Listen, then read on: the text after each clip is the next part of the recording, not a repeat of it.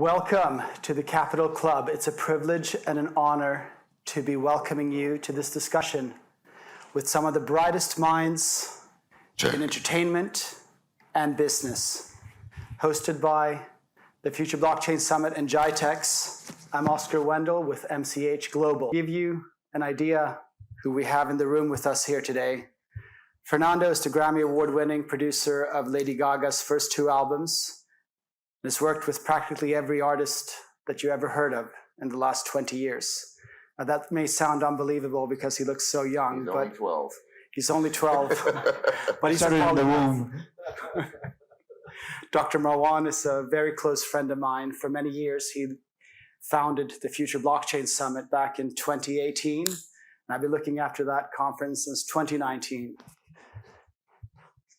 Ahmed bin Sulayem has done so much for this country. The companies that he represents and that he has brought into the UAE surpasses what many nations in GDP. How many companies do you have at DMCC today? Over 23,000. Try to put your head around 23,000 companies. What is so astonishing with DMCC, it stands for Dubai Multi-Commodities Center. It is the center for commodities trading, gold, diamonds, coffee, grains. And this man has the vision to bring in blockchain and crypto to Dubai. And it has totally changed the dynamics of this region. And everyone is following now the lead of Ahmed bin Sulayem. OG Arabian Prince, he is the founding member of N.W.A. and the co-producer of the album Straight Outta Compton together with Dr. If it hadn't been for this man, we would not have gangster rap as we know it today. In fact, if Straight Outta Compton came out today, nearly 30 years, is it 30 years ago now? Yeah. If it came out today, I'd be in prison. It would... Just saying. You know, it would still sound as fresh as it did 30 years ago. I mean, it didn't just coin and invent gangster rap. It is the mold that as we know today, what is gangster rap. And I just want to tell you how magical this moment is to be bringing together Fernando, Dr. Marwan, Ahmed, and OG Arabian Prince. We met Ahmed 2 days ago. DMCC has been the main partner of the Future Blockchain Summit for the last 2 years, but I met Ahmed for the first time face-to-face 2 nights ago, introducing him to OG Arabian Prince. And I was so happy to see that you're a fan of his.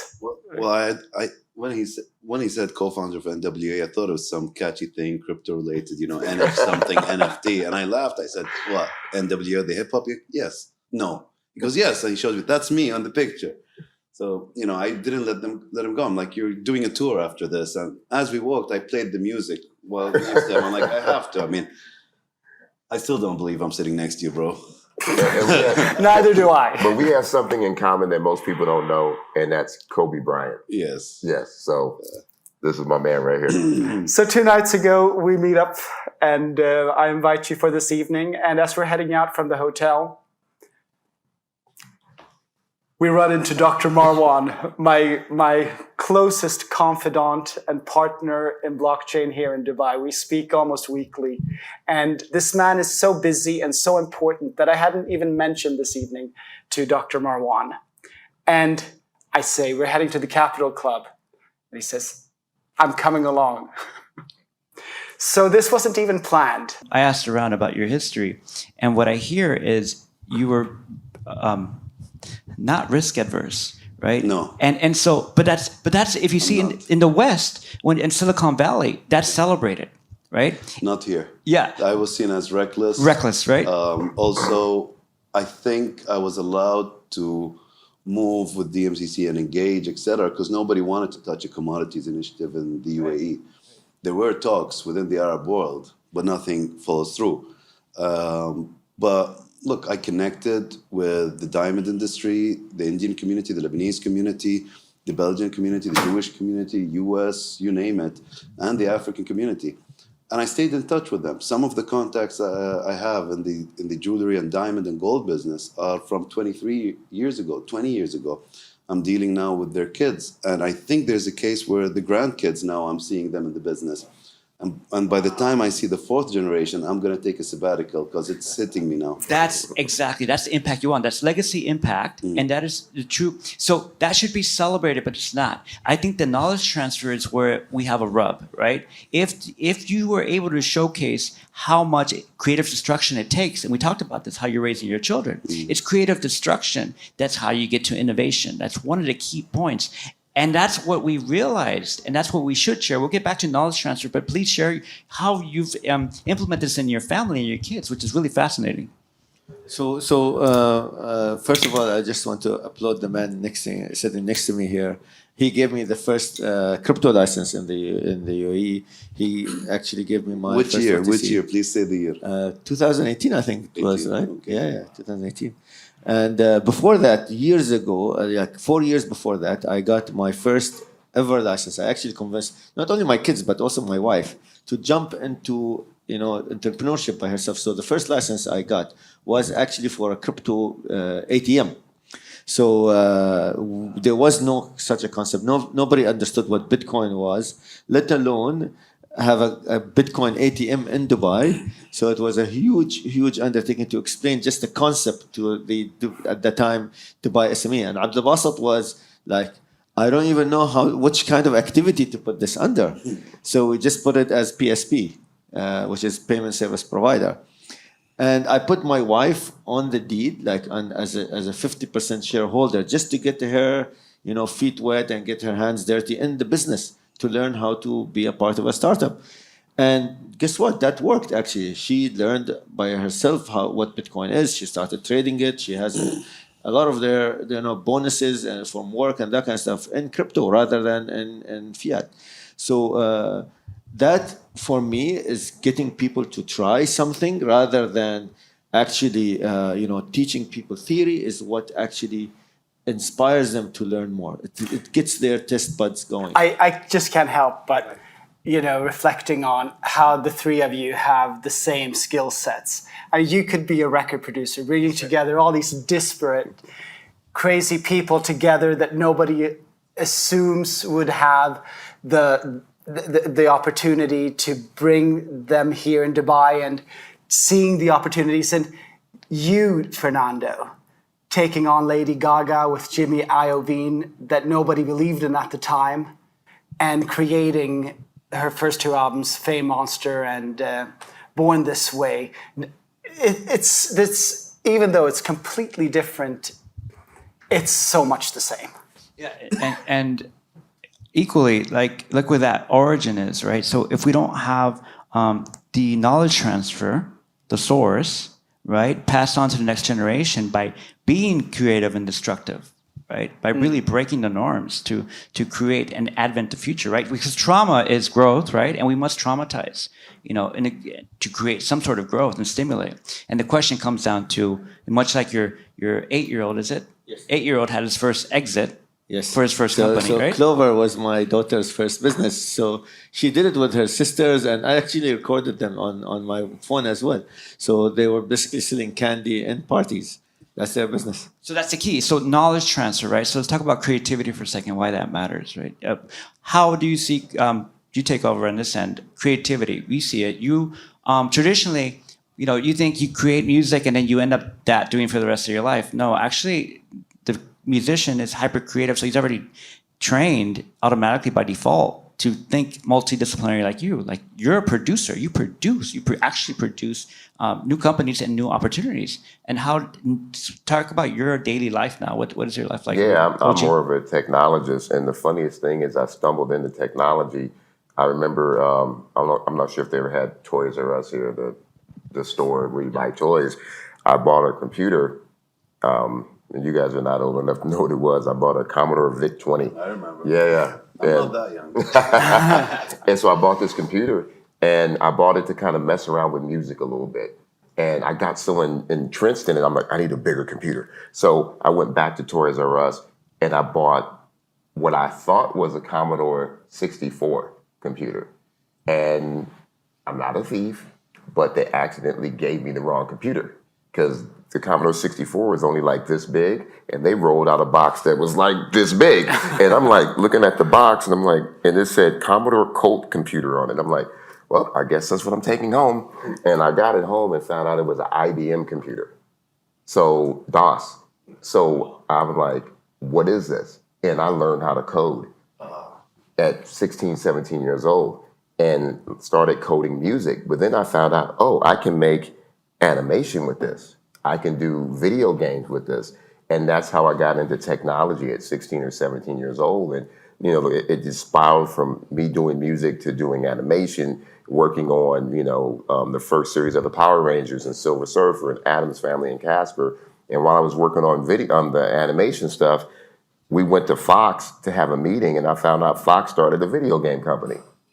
And then I wanted to do that. So I started doing video games. And now, like we mentioned, you know, creativity, it just takes you through so many different doors. And as long as the door opens, you just walk through. So you just articulated that it is a skill that you honed in over time, right? And so that's critical. So as we think about, you mentioned this great example about knowledge transfer earlier in our conversation. How do you take a community that hasn't had 100 years of entertainment industry knowledge, right, and then fast track that process? Well, there's a hack to this, right? Yes, it's leapfrogging, right? Yeah. Instead of just teaching them the fundamentals, like for example in math, instead of teaching them 1 + 1, teach them how to do that on a calculator. Not learn how to do the fundamental knowledge, but give them the tools of today. So you're leapfrogging even learning.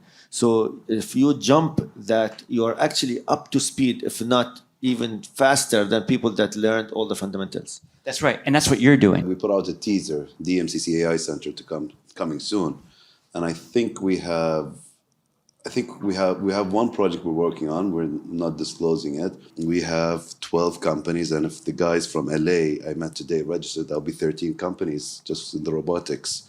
I have one for you as well. So 15 okay, so maybe. 14. You remind me of like 500 startups. You have like taking a risk. You're taking the risk, right? And then that allows this removal of the barrier to entry so people can actually have a shot at development. And AI is really critical in this point because if you want to fast track the entrepreneurial process that the U.S. has done really well and want to do it in a certain amount of time, we don't have the time to do that. So AI will give us that proximity and make that proximity shorter. Right? And that's the hope, and that's what we're all here together to discuss, is how creativity can advent that, how this creative destruction of breaking with the traditional mold, become creative in taking advantage of this process and implementing it here, but you're taking the brunt of the risk here. So how do you scale that risk? Well, I think it has to do a little bit with my reality. I joined DMCC for work experience, 10 to 20 months.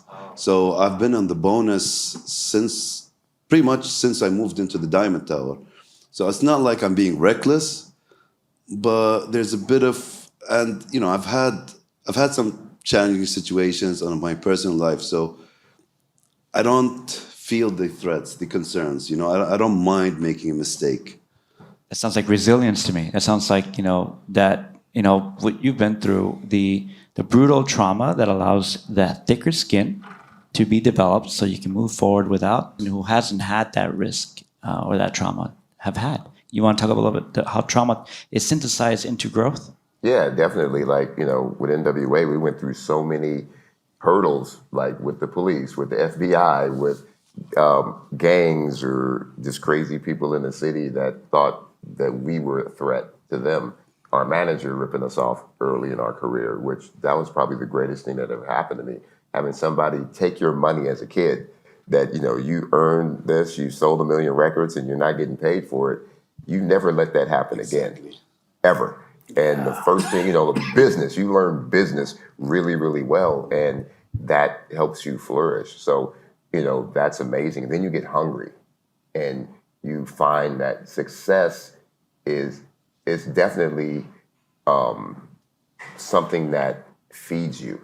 Because you have one success, then you want another. You may not succeed every single time, but something that my father taught me. My father wrote over 100 books, right? He wrote over 100 books. He was the editor of multiple magazines and newspapers and very prolific. And he just told me, he's like, I want to do this, but he said, just do it. That's the only thing he would tell me. That's the only advice he ever gave me is just do it. Like when somebody told me, no, do it. And that's all I do now is like whatever pops in my head, I just do it.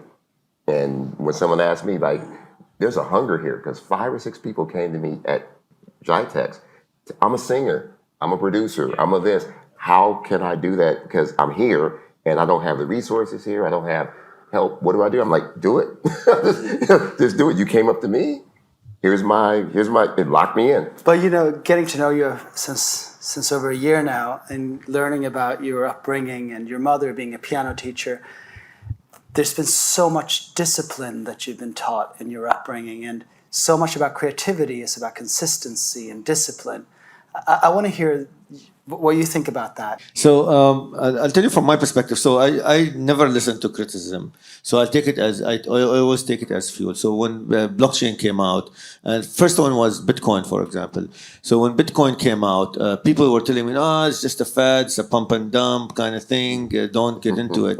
And I was like, "Okay, I'll give you a wallet. I'll send you some Bitcoin." So we went on this tour actually.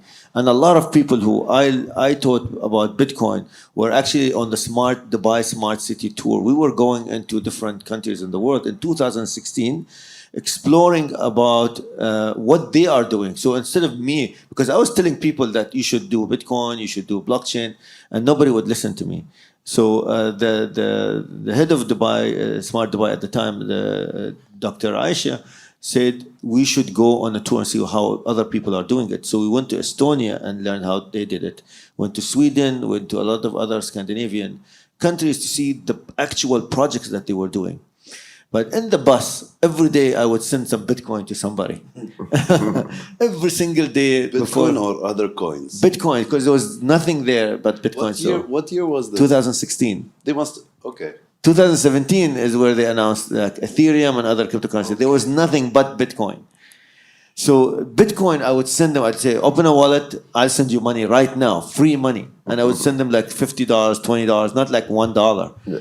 And they loved it. And that $30 or $50 became next year around $500 or $600 or even $1,000. And they were like, wow, I should have put my money in there. I should have listened to you. This is the number one message I get from people who know me from 2016 from that trip. Including today, somebody came to me from the land department. He said, do you remember? You gave me $50. That's like $5,000 today. So imagine that. This kind of do it and don't hesitate. Do something. It's important. Don't listen to the naysayers. Don't tell people directly what they should do. Let other people through practice tell them about what you tell to them. So a lot of people know me because they know somebody that I give Bitcoin to that became, $1,000 or $5,000. And they encourage people to do the same. Put their money in rather than just, hear what people are saying about this kind of technology. I want to hear from you, Fernando, on your origin story. Attributed to my mentors, like Giorgio Moroder, the father of disco, the father of electronic dance music. Giorgio Moroder, he did Scarface, Top Gun, the music for it, and Donna Summer. Basically everything that was gangster, he did. And the most gangster music was disco, because everyone that was a gangster liked to do strange, bizarre substances that somehow electronic music felt really good with. And it's like pairing I was lucky. Pairing wine with music, but it wasn't wine that was being paired. So I saw dance music as dangerous, right? Just like you saw your music. Hey, like we have to be dangerous to defend ourselves, and that's what I saw in growing up with gangsters. That the most sensitive music is what the most dangerous men in the world want to hear. Because part of that relationship is that where I grew up is you had to be machismo. And I wasn't, right? But it was these artists that said that, being strong is being vulnerable. And being strong is being vulnerable. Yeah, being strong is being vulnerable. And because when you're vulnerable, you have to let go of all the facades, all the shields, right? And be like an open wound. Oh, you can only be vulnerable when you're strong. And yeah, that's exactly it. So it was a misunderstanding. So breaking that norm was what these artists taught us. And then lo and behold, 20 years after doing this, that most of our artists wanted to kill themselves every time they come to the studio, right? And it's not because they were coming to the studio, but they were reminded they had to relive their childhood again, because that's not how they create. And so you do this over and over, and you create this antiquated model of creativity, right? What creativity is the brain's ability to create, essentially. But it requires discipline, right? Because we all have ADHD. I recognize it across this place, right? And the discipline is that creativity is it's a feature, not a fault, right? We all have it. It's just some of us have it more than others, right? So it's a misunderstanding from society. And we discovered this. And we now leverage and celebrate ADHD and these neurodiversities as catalysts for creativity. You should be celebrated for taking that risk and doing so many things at once, because you place big bets and you place wide bets, but you also place intelligent bets. Because even Elon Musk has failed, I think, more than anyone else on this planet. But we do recognize his successes, and those successes are massive. But then again, pushing through failure takes resilience, and that takes discipline. It takes faith. 100%. I totally agree with that. And I think the more you are resisted, the more fuel you get for doing even more. And just one thing I keep hearing when you speak, it's vision, right? Vision and risk. Well, yeah, and the risk is Hope. Yeah, risk. Yeah, that's really good. And vision is cloudy, right? Vision is not clear. People think that it's like sometimes very like I see exactly. It's not. It evolves over time. I want to talk about the future of Dubai and creativity, where that plays a part. So, Oscar, you have done Jitex for now. How many years? 5 years. What have you seen? What from the beginning to 5 years from now? What do you see for the future of Dubai? The future of Dubai, that is always difficult to anticipate, and that's why it's so inspiring to be here. I've never been able to anticipate the next step, and that's why, it's the thrill is the uncertainty of anticipation, I think. And I came here in 2008, and it just never gets boring. And the future is always better than the best scenario that you could have imagined. And you can't say that of anywhere else in the world. Arabian Prince, you've now been here how many times? Well, I've been here probably 10 or 11 times. And how, I know there's an appetite now more than ever. What tipped you over to wanting to get involved in Dubai more than before? The hunger, the growth, those two things, hunger and growth. Because everywhere else, people become complacent, right? Especially when you have all the tools at your disposal and you got 100,000 or 1 million people. It's in the entertainment industry in Los Angeles or in the US. Everybody's trying to be a star. So how is it special? It's not special. But when I went to Riyadh, when I went to Abu Dhabi, when I went to Jeddah, when I came here, it's special. There's a hunger because not many people have reached that goal in the region to be. And it's not about being a celebrity or star.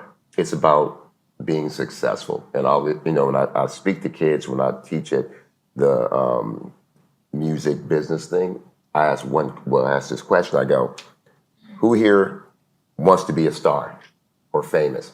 Some people raise their hands, but some people are recluses. They don't really want. Who here wants to be successful? Everybody raises their hand, right? And I think that's the key, is finding a place where people want to be successful and they have the hunger for that. And like you say, the knowledge transfer, bringing the tools, bringing that information to fast track that and build. I'm about building new things. I'm a self-proclaimed Willy Wonka. I want to create and make new things. That's what drives me to be a success, is watching other people grow. I want to add something very important to that. I think the only person that can be successful is the person that is happy for the success of others. And Dubai is very unique in that it wants to see everybody succeed. And there is no jealousy when you see people succeed.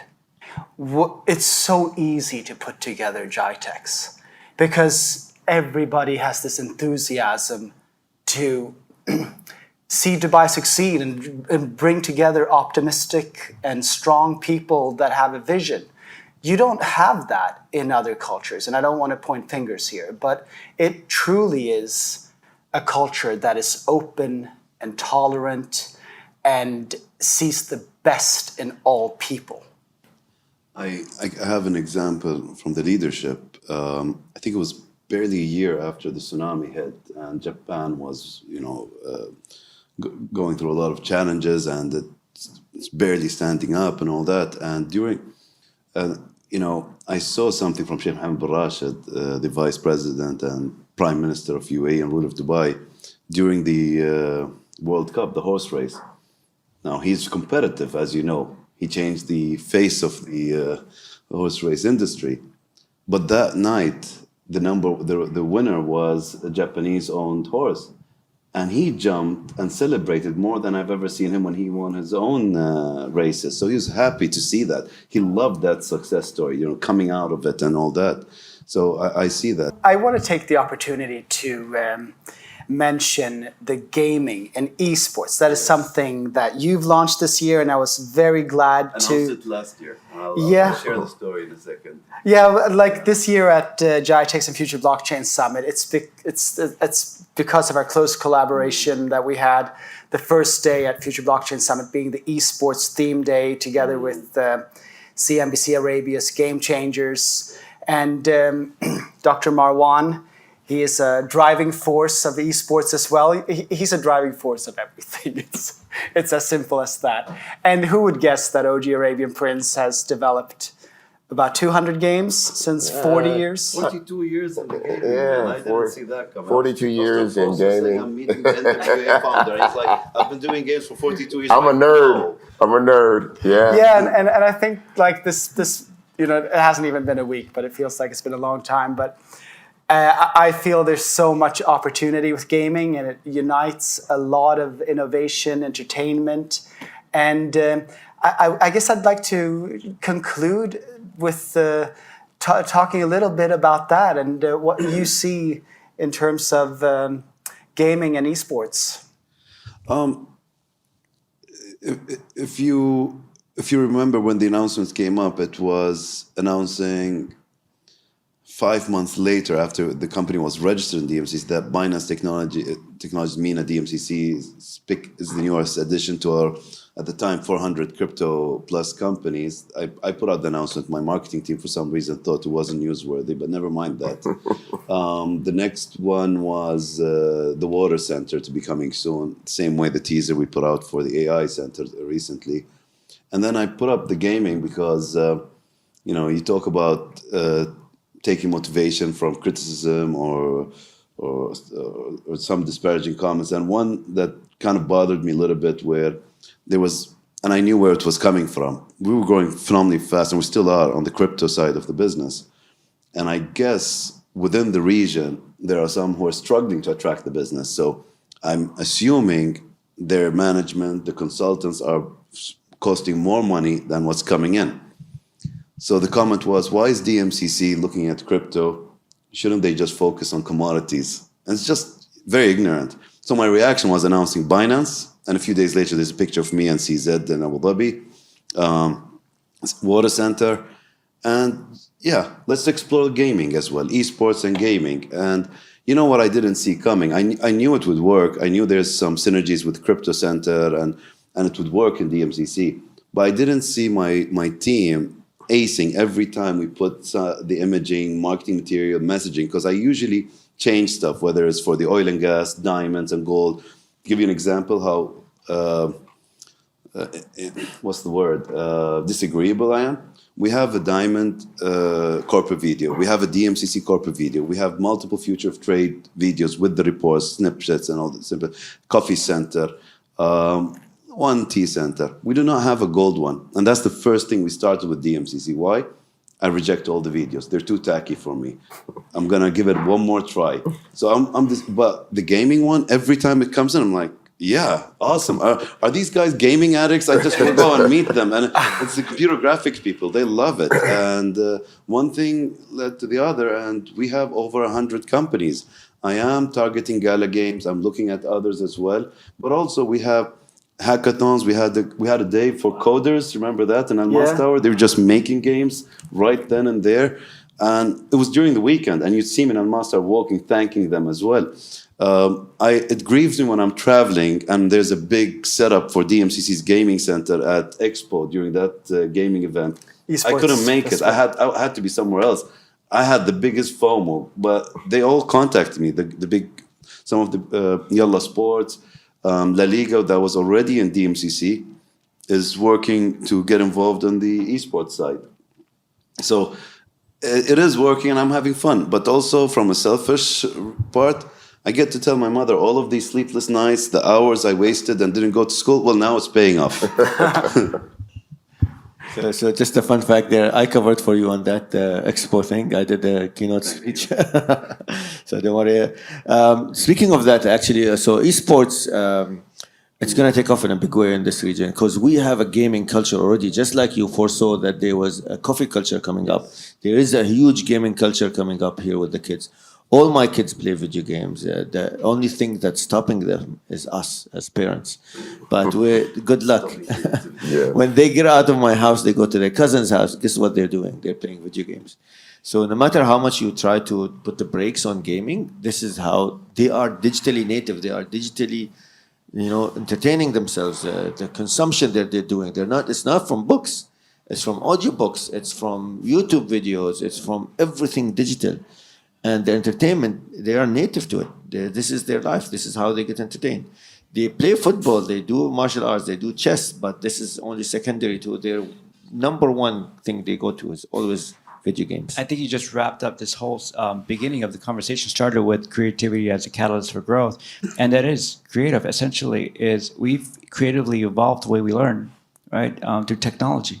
Right, and so that advent fueled creativity further, and I hope to see more creativity, this creative knowledge transfer happen, and more collaborations here to learn from each other to better unite our causes. Well, before we conclude, I'd like to hear you share your plans for the Garibay Institute for the region. Yeah, we saw a huge opportunity here as an institute. Essentially, here we have the best producers, songwriters, film directors, movie makers, and they can't survive off the traditional economic models that exist in the U.S., right? Can't raise any more capital for film the way you used to. So yes, AI will make it cheaper, but you still need the creative talent. You still need to survive, right? You need to seed that. So we partnered with Angel Studio. That's one of the big studios right now, most controversial, but talked about studio because they're doing actually great films that amplify and bring people together, right? And so we want to see if we can bring this project here. And that's one. But second, I think the most important is the knowledge transfer opportunity, right? So we have these creative class and experts, and they are not getting paid in the West, right? Because there's no intersect between their commodity sale, right, and receiving return for that commodity sale. But there's an opportunity to teach and collaborate, right? And so if we're looking to fuel the next generation in the MENA region, and by way of Dubai perhaps, then there might be a really strong opportunity to collaborate and co-create together to fuel the education process. Because this is one thing we have discovered as an institute, is you learn by doing, but doing with experts. But the problem is, we never in history had the opportunity to have experts that need the economic opportunity as well. And I guarantee you, when you have like people like DJ Alok, Afrojack come here, and instead of just asking them to DJ, ask them to mentor too, they're gonna say yes, because they love to teach. Beautiful. I hope we will be working a lot more together. I'm looking in the forward to years it. forward. Thank you for another episode of Dubai TV. Stay tuned for The Simpsons. Bye. Thank you.